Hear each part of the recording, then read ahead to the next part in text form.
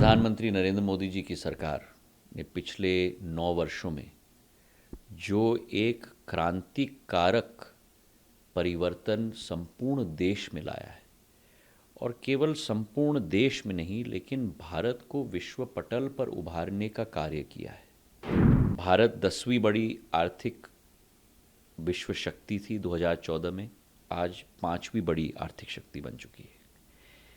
5वीं से अगले 3 साल के अंदर हम तीन सबसे बड़े आर्थिक शक्ति में हम लोग परिवर्तित होंगे।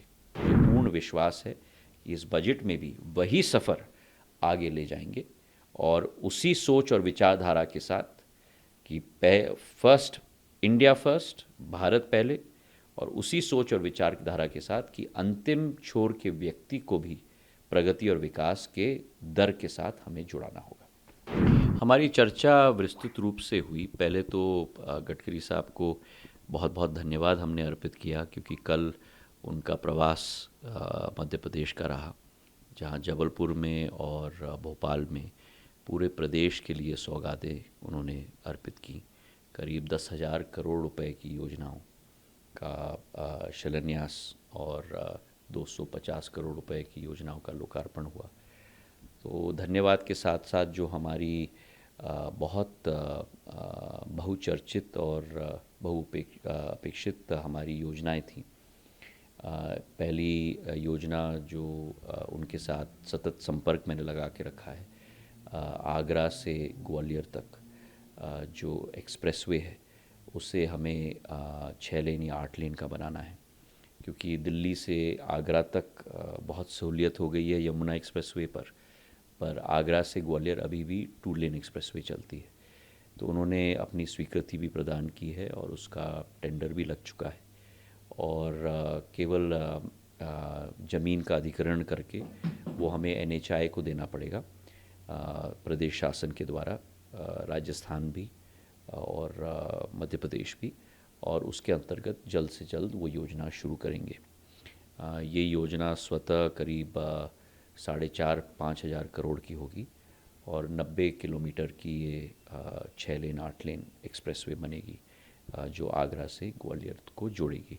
और ये एक्सप्रेसवे बनने से ग्वालियर से दिल्ली की दूरी, जो वर्तमान में 5-5.5 घंटे की है, वो हम करीब करीब 2.25 घंटे में पूर्ण रूप से कर पाएंगे, क्योंकि आगरा के भी रिंग रोड के साथ ये लगेगा।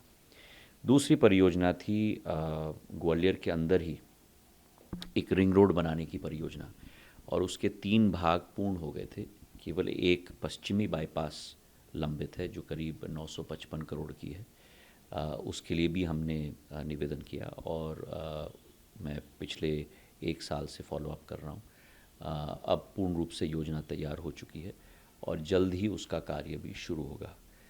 तीसरी परियोजना जो एक बहुत ही भविष्य की प्रगति और विकास की योजना है हमारे पूरे प्रदेश के लिए और संभाग के लिए, वो अटल एक्सप्रेसवे है, जो पूर्ण चंबल की घाटी से निकलेगी और पूर्ण चंबल की घाटी को कोटा के साथ जोड़ेगी। और इस परियोजना के लिए भारतीय जनता पार्टी की सरकार पूर्ण रूप से संकल्पित रही है। इस योजना में मुख्यमंत्री जी, पूर्व मुख्यमंत्री शिवराज सिंह जी, वर्तमान के मुख्यमंत्री, पूर्व कृषि मंत्री, वर्तमान के विधानसभा के अध्यक्ष नरेंद्र सिंह जी, हम तीनों पूर्ण रूप से प्रयासरत हैं जल्द से जल्द इसे शुरू करने के लिए। उसकी अलाइनमेंट की भी हमने आज चर्चा की। तो तीनों परियोजना, ये परियोजना के साथ एक औद्योगिकरण भी संभवतः इस क्षेत्र में हो सकता है, जो बेहड़ क्षेत्र कहलाता है। तो एक बहुत भविष्य को एक नया रूप देने की ये योजना है। तो तीनों योजनाओं पर उन्होंने सकारात्मक हमें सहयोग प्रदान किया, इसके लिए हम बहुत उनके आभारी हैं। तो इसका एक्सपेक्टेड टाइम कितना रहेगा?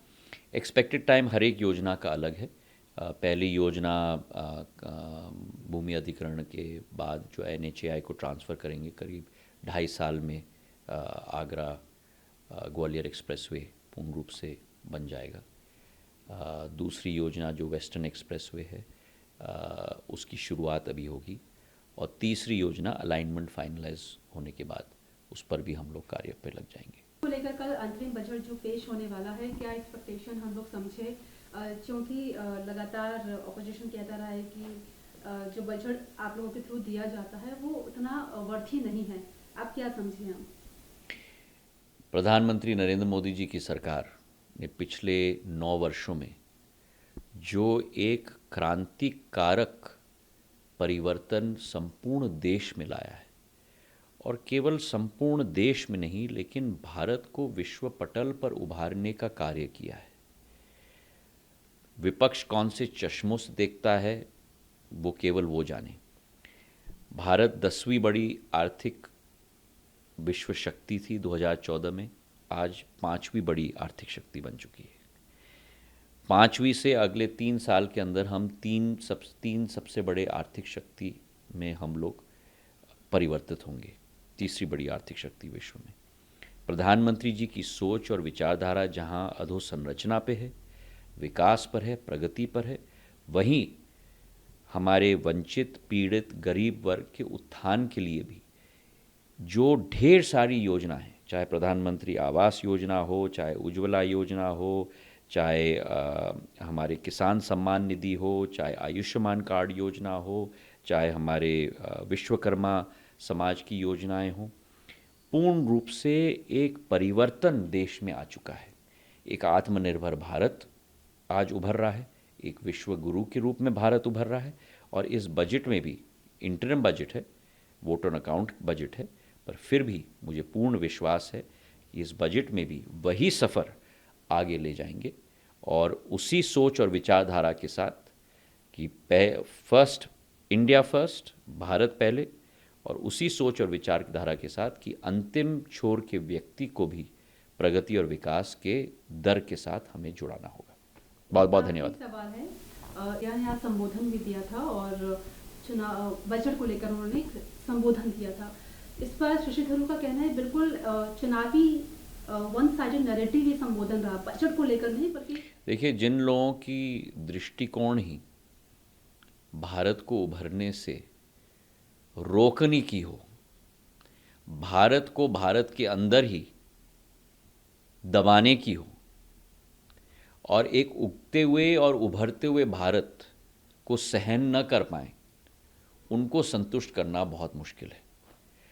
पर प्रधानमंत्री जी आज 140 करोड़ देशवासियों के दिल में बसे हुए हैं, और जो एक नई उमंग, एक नई ऊर्जा, एक नई विश्व पर एक नई विश्वसनीयता भारत ने हासिल की है उनके नेतृत्व में, वो एक एक व्यक्ति के दिल में समाया है।